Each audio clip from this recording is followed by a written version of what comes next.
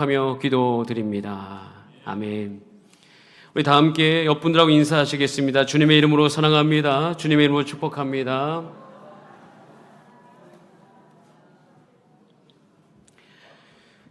(2월이) 이제 중순에 다 되어 가니까 봄의 느낌이 조금씩 나는 듯합니다. (3월이) 다가오고 있습니다. 여러분, 이 오늘 예배를 통하여서 우리가 이제 남은 2월 동안 무엇을 해야 될지 잘 분별한 여러분 되시길 바라고 결단하여서 여러분 삶의 분별력과 풍성함이 넘치되기를 간절히 소원합니다. 지금 시대는 분별력이 필요한 시대입니다. 지금 시대는 건강함이 필요한 시대입니다. 지금 시대는 탐욕에 우리가 물들지 말아야 될 시대입니다. 이 시대를 잘 분별하여서 하나님의 선하시고 온전하시고 기뻐하신 뜻, 여러분을 풍성하게 하는 그 뜻 따라서 한 걸음 한 걸음 나아가는 우리 모두가 되기를 기도합니다. 읽은 본문으로 이 여자를 기억하리라 라는 제목으로 하나님의 말씀을 나누겠습니다. 지난주에 매우 중요한 말씀을 나눴습니다. 물론 이제 보고 예배가 있었기 때문에 다 나누지 못했습니다. 잠깐 복습하고 오늘 그 부분에 이어서 뒤에 이어서 우리 같이 좀 몇 가지를 나누도록 하겠습니다. 여러분, 우리가 소망하는 그 하나님 나라가 있습니다. 그 나라는 지금 우리가 이 세상 속에서 이스라엘 백성이 가나안 땅에 들어가서 그 가나안 족속을 밀어내고 하나님의 거룩함을 그 땅에 심는 것과도 같이 우리는 이 시대를 살아가면서 우리의 삶의 흔적은 이 세상 속에서 하나님 나라를 심어가는 것을 우리는 하고 있는 것이에요. 그래서 우리는 이 세상을 살아가면서 그냥 살아가는 것이 아니라 하나님의 살아계심의 흔적을 남기고 하나님의 사랑의 흔적을 남겨가는 것이에요. 우리는 날마다 주님의 오심을 고대하면서 살아가는 것입니다. 주님의 오심을 기다리는 저와 여러분은 신부입니다. 교회를 그래서 신부라고 하잖아요. 예수님을 신랑이라고 이야기하는 거예요. 그래서 우리는 신랑을, 약혼한 신랑을 기다리는 신부처럼 이 세상을 살아가야 됩니다. 그래서 이 세상을 살아갈 때 어떻게 해야 되는가? 지난주 24장 마태복음 41절에 이렇게 되어 있습니다. 깨어 있으라. 어느 날에 너희 주가 임할지 너희가 알지 못함이니라. 반드시 오긴 오는데 언제 올지 모를 때 우리의 태도는 나눠진다고 했죠. 속히 오겠다라는 태도로 살아가는 사람이 있고 더디 오겠다라고 생각하며 살아가시는 분들이 있어요. 여기 계신 모든 분들은 속히 오겠다라는 태도로 이 세상을 살아가게 되기를 축복합니다. 속히 오겠다고 하면 자연스럽게 우리 삶 가운데 게으르지 아니하고 어떻게 되냐면 준비하며 살아갑니다. 내 육체를 준비하며 살아가고 내 상태를 준비하면서 살아가는 거죠. 이 태도가요, 우리 인생을 복되게 하거든요. 그래서 이러므로 너희도 준비하고 있으라. 우리 모두가 다 준비되어지기를 소원합니다. 이렇게 깨어있으면서 준비하고 있는 사람들이 끝까지 견디는 자들의 특징인 것이에요. 우린 불편함을 넉넉하게 감수합니다. 10처녀가 있었습니다. 슬기로운 5처녀는 등만 갖고 있었던 것이 아니라 등은 다 갖고 있었죠, 10명이. 그런데 슬기로운 5처녀는 등만 갖고 있지 않고 기름을 넣을 항아리까지도 준비하고 있었습니다. 항아리까지 같이 준비하고 있어서 이렇게 우리가 같이 있어야 돼요. 들고 준비하고 있어야 되기 때문에 굉장히 불편합니다. 그런데 속히 오겠다고 생각했기 때문에 그 불편함 정도는 넉넉하게 견딜 수 있어요. 그 이미 그 안에서도 샘솟습니다. 그런데 미련한 5처녀는 등만 들고 있었어요. 기름이 언제 떨어질지도 모르는 채. 그런데 신랑이 오니까 기름이 없어요. 그 잔치에 못 들어간 것이에요. 달란트 비유도 마찬가지입니다. 주인이 더디 오겠다 하는 사람들은 어떻게 해요? 묻어둔 것이죠. 그리고 그 모든 시간을 자기를 위해 살아가는 것이에요.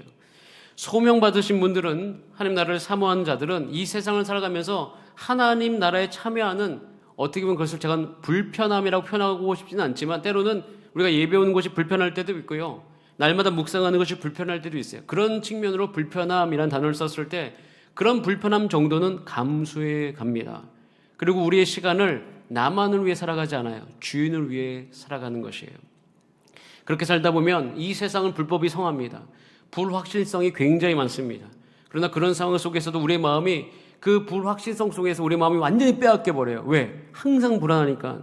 근데 불법이 성하고 사랑이 식어가는 이 시대에도 우리는요, 의의 길을 갈 수가 있어요. 저와 여러분 사랑의 흔적을 남길 수 있어요. 저는 이 소망이 교회 안에 있는 성도들 가운데 흔들리지 않게 되기를 간절히 바랍니다. 여러분, 이 소망이 성도인 여러분을 통해서 이 땅 가운데 싹트게 되기를 간절히 소원합니다.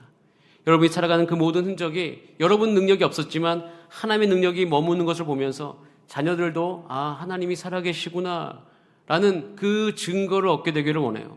여러분 그런 소망 가지시고 늘 주 앞에 기도하시는 여러분 삶이 되시기를 간절히 바랍니다. 우리 이렇게 살아가야 되는데요. 그럼 불편함을 감수하고 시간을 주인 위에 살아가는 방법이 필요하잖아요. 그럼 어떤 방법으로 살아야지 그렇게 살아갈 수가 있을까? 그것에 대한 구체적인 이야기가 바로 오늘 본문인 것이에요. 자, 우선요, 우리가 어떤 방법을 얘기하기 전에 한 가지 상황을 여러분과 설명을 드립니다. 예수님께서 하나님 나라 그리고 깨어있으라 준비하고 있으라 이 모든 것을 말하면서 한 가지 공통적인 상황이 있어요. 그것은 뭐냐면 떠난다는 거예요. 보세요. 신랑도 약혼하고 떠났죠. 주인도 달란트를 맡기고 떠났어요. 즉 오랜 기간 육신으로는 함께하지 못합니다.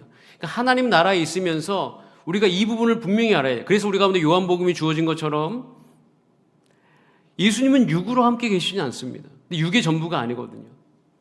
육신으로는 함께하지 못하는 상황이 있을 거다라고 이야기하고 있어요. 그래서 신랑도 떠나고 주인도 떠나듯이 마태복음 26장을 시작하면서 예수님도 자신도 육신으로는 떠난다고 이야기하셔요. 오늘 본문은 아니지만 그 본문의 마태복음 26장 2절에 보면 이것을 분명히 하시기 시작합니다. 우리 같이 한번 읽어보겠습니다. 시작. 너희가 아는 바와 같이 이틀이 지나면 유월절이라 인자가 십자가에 못 박히기 위하여 팔리리라 하시더라. 팔리리라. 난 떠난다라는 거예요. 물론 예수님은 떠나시지만 이 예수님이 떠나신다고 이야기하면서 마태복음 28장 20절에 보면 내가 너희와 항상 함께 있으리라 같이 말씀하시잖아요. 이 두 가지가 어떻게 가능한지를 우리가 볼 때에 우리 인생의 풍요로움 넘쳐요. 육으로는 떠나 계시나 영으로 늘 함께 계시거든요. 그래서 우리는 함께 계시는 그 예수님을 경험하기 위해서 꼭 배워야 할 점이 오늘 본문인 것을 이야기해 주고 계시는 거예요.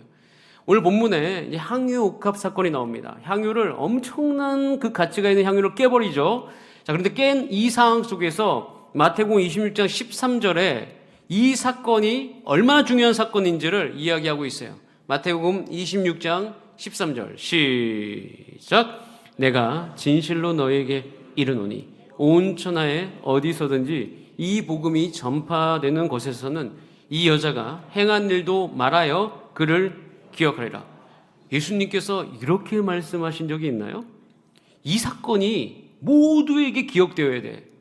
어느 정도까지? 온 천하에 어디서든지 복음이 전파되는 곳에서는 이 여자의 일을 말해야 된다. 그리고 기억해야 된다. 그 장소와 때 우리 주사랑교회도 포함되어 있는 거예요. 예수님께서는 여러분 가운데 이 사건이 오늘날 들려주게 되기를 원하십니다. 그리고 여러분들이 이 여자가 행한 일을 기억하기를 원하셔요. 굉장히 중요한 사건인 것이죠. 자, 이 여자를 기억해야 되는 이유가 있어요. 자, 우선 요한복음 12장으로 잠깐 넘어가 보면 이 같은 사건에 대해서 조금 더 시기가 구체적으로 나오는데요. 자, 이렇게 되어 있습니다. 유월절 엿새 전에 예수께서 깜짝 놀라셨죠? 네, 죄송합니다. 유월절 엿새 전에 예수께서 베다니에 이르셨습니다. 자, 이곳은 나사로가 살고 있었던 곳인데 이전에 놀라운 사건이 하나 있었죠. 예수님께서 죽은 나사로를 살리셨어요. 자, 이날은 요일로 토요일입니다. 자, 이 토요일인데요. 토요일 다음에 주일이죠. 자, 우리가 고난주간 직전 주일을 무슨 주일이라고 하죠? 종료주일이라고 합니다. 종료주일. 자, 이날 토요일이죠. 그 다음 날 주일이죠. 그때 예루살렘에 예수님께서 입성하십니다. 그날이 어떤 날이에요? 종료주일입니다. 즉 예수님이 베다니의 나사로의 집에 이르렀을 때는 돌아가시기 일주일밖에 남지 않은, 예수님 십자가에 못 박히시기 전 일주일 전 정도라는 것이에요. 그런데 또 이 장소는 어디냐면 베다니, 예루살렘에서 약 3km 정도밖에 떨어지지 않은 예루살렘에 아주 근접한 곳입니다. 이때 예수님께서 거기에 계신 거예요. 자, 그런데 이 정황이 무슨 정황이냐면 일주일 전이잖아요. 그러면 지금 이때 정치 군사적으로 어떤 일들이 있냐면 종교 지도자들과 정치인들은 예수를 죽이려고 결단을 한 상태예요. 그래서 마태복음은 오늘 읽지는 않았지만 26장 3절 4절에 보면 그때에라고 되어 있어요. 대제사장들과 백성의 장로들이 가야바라는 그때 핵심 인물 중에 핵심 인물 가야바라는 대제사장의 관정에 모였어요. 의논하는 일이 있었는데 어떤 말을 의논하냐면 예수를 잡아 죽이려고 의논을 했다라고 되어 있습니다. 어느 정도로 심각한 상황이냐면 같은 말씀 요한복음 11장 56, 57절에 보면 이렇게 되어 있어요. 그들이 예수를 찾으며 성전에 서서 서로 말하되 너희 생각에 어떠하냐? 그가 명절에 오지 아니하겠느냐? 준비하고 있는 거죠. 그러면서 행정명령을 내리죠. 57절에 이는 대제사장들과 바리새인들이 누구든지 예수 있는 곳을 알거든 신고하여 잡게 하라 명령하였음이러라. 예수님은요 죽기 직전입니다. 예수님을 잡으려고 한다는 거예요. 자, 잡으려고 하는데 장소와 그러니까 예수님이 계시는 곳이 노출이 되면 안 되는 거예요. 이들은 왜 이렇게 예수를 죽이려고 했냐면 이제는 많은 사람들이 예수님께로 마음이 돌아서고 있었기 때문이에요. 나사로가 살아났거든요. 나사로가 살아난 이후에 그때 예수 그리스도의 신적인 능력이 온 세상 가운데 드러나기 시작했고 다 예수님께로 나아가고자 하니까 이 지도자들은 비상사태인 거예요. 그래서 그 예수를 잡아 죽이려고 했다는 사실입니다. 죽음이 눈앞에 있어요. 그럼 이 정도 상황 속에서 상식선에서 하지 말아야 될 게 한 가지가 있어요. 그게 뭐냐면 잔치예요, 잔치. 여러분 이때 향유를 부었던 이 사건이 잔치입니다. 음식도 준비하고요. 그리고 그 안에서 사람들이 잔치를 하는 거예요. 그런데 잔치를 하면 됩니까? 왜? 예수님의 그 위치가 노출되니까 잔치를 하면 안 되죠. 예수를 잡아 죽이려고 하는 사람들이 예수님을 찾고 있거든요. 근데 이때 잔치를 하고 있는 거예요. 이 부분을 여러분 먼저 기억하셔야 돼요. 이걸 상상하셔야 돼요. 그때의 정황을. 그렇게 예수를 잡아 죽이기 위한 하나의 흐름이 있는데 한 곳에선 이것과 전혀 상관없이 잔치를 했다고요. 근데 그 잔치를 한 사람이 누구예요? 요한복음 12장 2절에 보면 예수를 위하여 잔치할 때 마르다는 일을 하고 나사로는 예수와 함께 앉은 자 중에 있더라라고 되어 있어요. 마르다, 마리아, 나사로, 예수님이 정말 사랑하시는 세 남매의 집에서 이들과 함께 시간을 보내고 있었어요. 마리아, 마르다, 나사로는 예수님을 정말 사랑하는 사람들이에요. 그런데 이때 예수님이 죽기 직전에 이들을 예수님 위해 잔치를 하는 거예요. 자, 여러분 이 장면을 예수님이 기억하라라고 말씀하십니다. 왜 기억하라라고 하실까요? 지금 이 모습이 지금 이 시대에도 나타나게 되기를 원하시기 때문이에요. 이 잔치로 예수님은 위치가 노출될 수 있어요. 근데 그런 거 아랑곳하지 않아요. 예수님은 지금 이 잔치를 즐기고 계십니다. 이 잔치가 너무 필요하다는 거예요. 그리고 이 잔치를 계속하라라는 거예요. 복음이 전파되는 곳마다. 예수님을 위한 잔치가 필요하다는 거예요. 왜냐하면 여러분 이 세상은요, 이 죄성 때문에 계속 예수를 죽이려고 합니다. 예수를 죽이려고 하는 그 시기 가운데 성도들은 무엇을 해야 되는가? 여러분 초대교회 성도들도요, 예수 믿는다는 이유만으로 그들은 잡혀갔습니다. 밥이 됐죠. 죽임을 당했어요. 고통이 있었습니다. 그 고통 속에서 무엇을 해야 된다? 잔치를 하라고 하는 거예요. 누구를 위한 잔치? 예수님을 위한 잔치. 이유는 예수 그리스도, 즉 교회에 대항하는 그 모든 하나님 나라에 대항하는 이 세상의 죄된 세력들은 역사 안에서 늘 있기 때문인 거예요. 지금 예수를 잡아 죽이려고 하는 그 세력들도요, 예수님은 나쁜 짓 한 적이 없습니다. 죽을 만한 이유를 제공한 적이 없어요. 예수님이 하셨던 것은 아픈 자를 살리신 거예요. 예수님이 하셨던 죽은 자를 살리신 거예요. 그들의 인생 속에 들어와서 구원하신 거거든요. 그런데 구원했다는 이유로 잡아 죽이려고 해요. 왜 그렇습니까? 자신의 밥그릇이 빼앗기니까. 그러니까 이 세상은 옳은 것을 향해 가는 것이 아니라 내 것 뺏으면 반응하는 거예요. 그런 죄된 세상 속에서 하나님의 나라가 싹트고 있는 거예요. 여러분 지금 이 세상도 어떻게 될까요? 죄악의 역사가 끝날까요? 정치인이 바뀐다고 사라질까요? 예수 그리스도가 오시는 날까지 계속될 거예요. 예수 그리스도를 잡아 죽이려고 하는 노력 계속될 거예요. 마찬가지로 이 시대에도 교회를 폄훼하고 교회 가운데 너희가 잘못했다고 이야기하고 또 교회다움을 잃어버리는 일들이 계속 있을 거예요. 1950년대, 60년대, 70년대 언제 문제가 없었던 적이 없잖아요. 그러니까 예수님도 베다니에 계실 때 문제는 늘 있을 거다라는 메시지를 우리 가운데 주고 있는 거예요. 그런 상황 속에서 그런 모든 인생의 살이 가운데 우리가 하나님 나라를 경험하기 위해서 날마다 집중해야 될 것이 있음을 보여주는 거예요. 자, 우리 마태복음 26장 7절. 자, 이 모습이 그 모습의 절정인데요. 자, 같이 한번 읽어보겠습니다. 시작.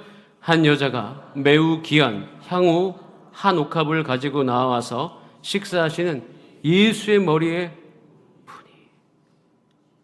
예수님 곧 돌아가시는데 마리아는 예수님에 대한 감사가 있어요. 나사로 오라비에 살려주신 그 감사와 그 예수님의 하나님 아들 되심과 그의 가치가 자신의 마음속에 가득하니까 세상의 모든 것과 아랑곳하지 않고 예수님께만 집중하는 거예요. 홀로 시간이 멈춘 듯이 예수님께 몰입합니다. 여러분, 이 시대에 하나님 나라를 경험한 자들은요, 예수님께 몰입하는 자들이에요. 저는 주사랑교회 이 건물, 이 공간 자체가 이곳에 오면 예수님께 집중하고 예수님께 몰입되어지는 그 장소와 시간이 되기를 간절히 기도합니다. 우리는요, 우리 인생 속에서 이 험악한 인생, 그리고 우리를 계속 바쁘게 만들어버리는 이 인생 속에서 우리는 결단해야 될 것이 있어요. 바로 이 마리아처럼 홀로 시간이 멈춘 듯이 머물러 서서 예수님께 몰입하는 일들이 필요하다라는 거예요. 약혼한 이후에 신부를 떠나가는 신랑, 달란트를 맡기고 오랫동안 떠나 있었던 주인, 그 주인을 위해 살아야 되잖아요. 그 신랑을 기다리며 살아야 되는 겁니다. 살아갈 수 있는 방법은 약혼한 신랑을 사랑하는 방법 외에는 없는 거예요. 그렇게 살아갈 수 있는 것은 주인의 말에 집중하는 방법밖에 없는 거예요. 하나님 나라가 이 땅 안에 하나님께서는 계속되기를 원했고 또한 역사 속에서 그렇게 계속되어 왔어요. 누굴 통해서? 예수님께 몰입하는 사람들 통해서 그 일들을 진행해 오신 거예요. 그러면서 역사 안에서 보여줍니다. 저 또한 이것에 대한 증명의 삶을, 증거하는 삶을 살기 원해요. 주여, 내가 예수님께 집중합니다.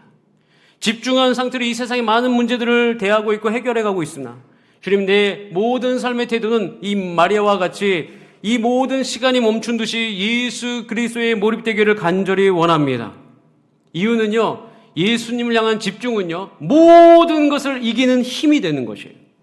저와 여러분, 앞으로 올해가 어떻게 될까요?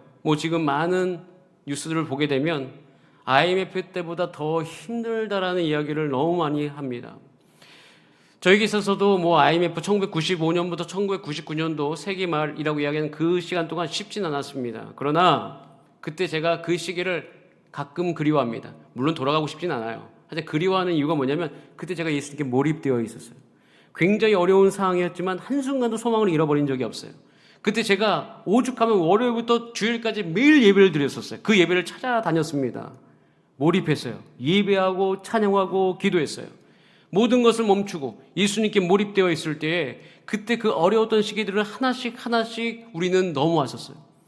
IMF 시절 우리나라는 찬송했어요. 이 땅의 황무함을 보소서. 부흥이란 찬양을 불렀고 비전이란 찬양을 불렀습니다. 그런 상황 속에서 한국교회가 예수 그리스도께 몰입되어 있었고 집중했기 때문에 그 시기를 넘어올 수 있었어요. 저와 여러분, 2025년을 저는 주사랑교회가 잘 넘어가게 되기를 날마다 기도합니다. 그렇게 살 수 있는 비결이 있어요. 우리는 예수님께 몰입되어 있어야 돼요. 예수님께서 이 모든 상황을 이길 수 있는 그 모든 지혜를 우리 가운데 부어주실 것입니다. 가끔씩 제가 IMF 때를 기억하면 그때 정신 나갔다는 소리 들은 적도 있어요. 왜? 이렇게 힘든데 계속 예배를 드리고 있으니까.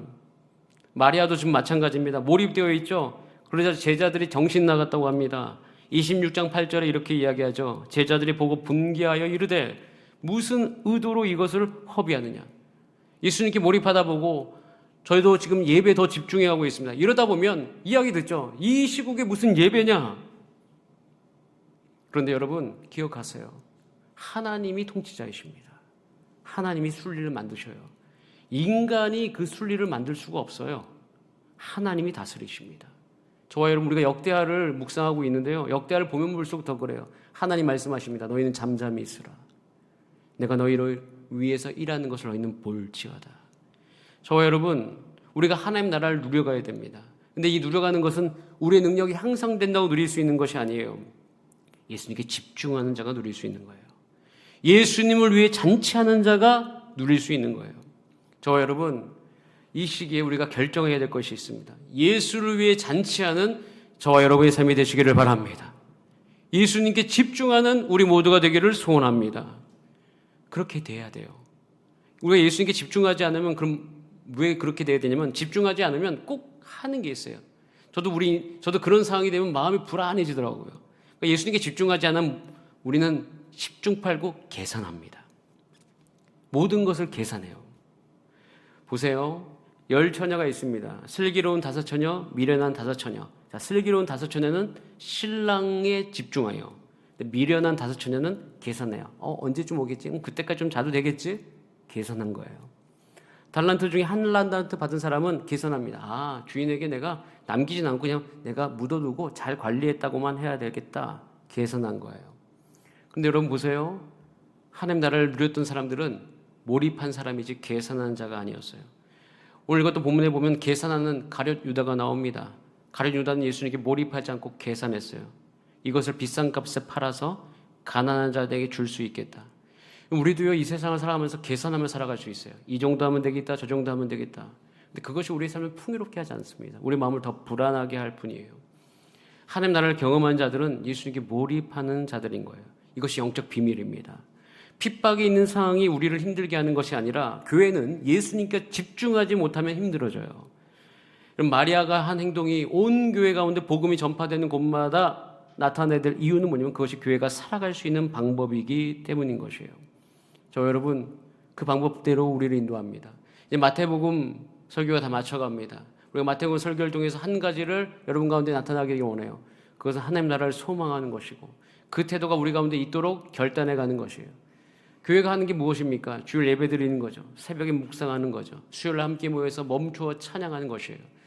여러분 이것에 참여하는 것에 여러분의 삶에 조정이 좀 필요합니다. 매주 할 수는 없는 그런 상황 속이라 할지라도 우리는 꿈을 꿔야 돼요. 주님, 내가 늘 주께 몰입할 수 있는 나의 환경을 만들어 주시옵소서. 그렇게 살아갈 때 저와 여러분 가운데 하나님께서 반드시 보호해 주시고 이기는 길을 우리 가운데 보여주실 것을 믿습니다. 자, 우리 히브리서 12장 1절 2절 말씀을 읽으면서 우리가 나가야 될 방향이 이것인 것에 대해서 다시 한번 기억합시다. 시작. 이러므로 우리에게 구름같이 둘러싼 허다한 증인들이 있으니 모든 무거운 것과 얽매이기 쉬운 죄를 벗어버리고 인내로서 우리 앞에 당한 경주를 하며 믿음의 주요 또 온전하게 하시는 이인 예수를 바라보자. 그는 그 앞에 있는 기쁨을 위하여 십자가를 참으사 부끄러움을 기치 아니하시더니 하나님 보좌 우편에 계시니라. 예수님이 하나님 보좌 우편에 지금 계셔요. 그래서 골로새서 3장 1절에 보면 그러므로 너희가 그리스도와 함께 다시 살리심을 받았으면 위의 것을 찾으라고 했는데 위의 것은 우리 마음이 고정되어 있는 한 장소를 이야기하는 거예요. 근데 그 장소가 어디예요? 거기라고 해요. 거기는 그리스도께서 하나님 우편에 계신다는 거예요. 그러니까 우리의 마음이 이 세상에 살아가면서 성경은 어디로 이끌어가고 있냐면요. 예수 그리스도에게 우리 마음이 연결되기를 원하고 있어요. 그렇기 때문에 이 마리아의 행동은 온 땅 가운데 선포되어야 돼요. 기억되어야 돼요. 왜? 예수님께 이 시점에 가장 몰입한 사람이기 때문에. 그 누구도 예수님께 몰입할 수 없었는데 이 여인은 그걸 하고 있었어요. 지금 이 시대에도 그런 사람이 필요합니다. 이 여인을 기억하라. 저와 여러분이 그 여인과 같이 되기를 간절히 소원합니다. 그럼 마태복음 28장 20절에 말씀이 우리 가운데 이루어지는 거죠. 우리 같이 한번 읽고 찬양하겠습니다. 시작. 내가 너희에게 분부한 모든 것을 가르쳐 지키게 하라. 볼지어다 내가 세상 끝날까지 너희와 항상 함께 있으리라 하시니라. 아멘. 우리 옆분들 인사하겠습니다. 예수님이 함께 하십니다. 우리 같이 찬양하고 기도합니다. 자, 우리 이 시간 찬양할 때 제가 여러분 삽지에 악보를 나눠드렸습니다. 제가 정말 많이 부른 찬양인데 악보가 없어요. 악보를 찾기 힘들어서 제가 나눠드렸고요. 그리고 이 PPT가 악보가 없어서 이제 가사로만 나오기 때문에 처음 듣는 분들이 거의 90%가 넘을 거기 때문에 악보를 드렸고요. 제가 한번 부를 겁니다. 뭐 부를 따라 부르셔도 되고 들으셔도 됩니다. 그리고 다시 부를 때는 함께 좀 가사를 생각하면서 따라 부르기를 원합니다. 우리 같이 한번 이 시간 찬양하겠습니다. 주님을 향한